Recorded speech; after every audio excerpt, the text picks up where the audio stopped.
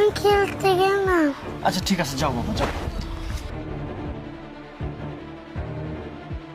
তুমি কি ওকে সত্যি সত্যি মারতে পারছো? আচ্ছা তুমি কি পাগল নাকি? হ্যাঁ, সেই কখন থেকে একটা বিষয় নিয়ে তুমি আমার উপর রেগে আসো। শোনো, তোমার হাজবেন্ডকে আমি নিজে গলা টিপে দুনিয়া থেকে বিদায় করছি এবং পরে আবার পা দিয়ে লাথি মেরে ফেলে দিয়ে আসছে, বুঝতে পারছো তুমি? না না, আমার কেমন জানি সন্দেহ হচ্ছে। কেন সন্দেহ হচ্ছে তোমার? আরে আমার ছেলেটা তো আর মিথ্যা কথা বলবে না, তাই না? ও বললে যে মা বাবা, তার মানে কেউ সত্যি সত্যি আরিফকে দেখেছে। এই ছোট মানুষ কাকে না কাকে দেখে ফেলছে, তুমি এইসব নিয়ে কেন টেনশন করতেছো?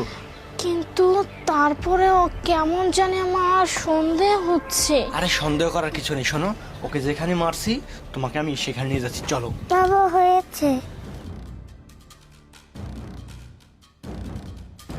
ঠিক আছে চলো, তোমাকে আমি দেখাচ্ছি, আসো। ঠিক আছে চলো বাবা, চল।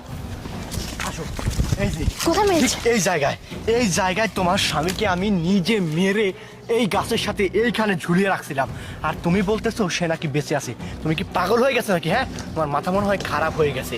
কিন্তু হ্যাঁ, মাথা দুজনেরই খারাপ হয়ে গেছে। কি ব্যাপার, নয়ন আরে বেঁচে আছে মানে?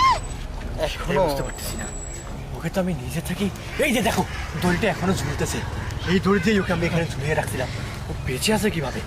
হ্যাঁ, বেঁচে যেহেতু আছে, তাহলে দাঁড়িয়ে দাঁড়িয়ে কি দেখতেছো? ওকে মেরে ফেলো। হ্যাঁ তুমি ঠিকই বলছো, যেহেতু বেঁচে আছে আজকে শেষবারের মতো শেষ করে দিয়ে এই গেমটা এখানেই খতম করে দেবো। হ্যাঁ, দে না দে, মেরে ফেল।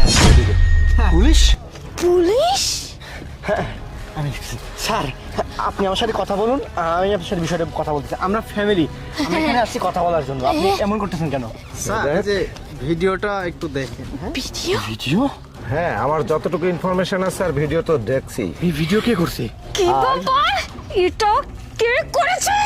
হ্যাঁ, এটা আমার ছেলে ইরফান করেছে। কি তার মানে?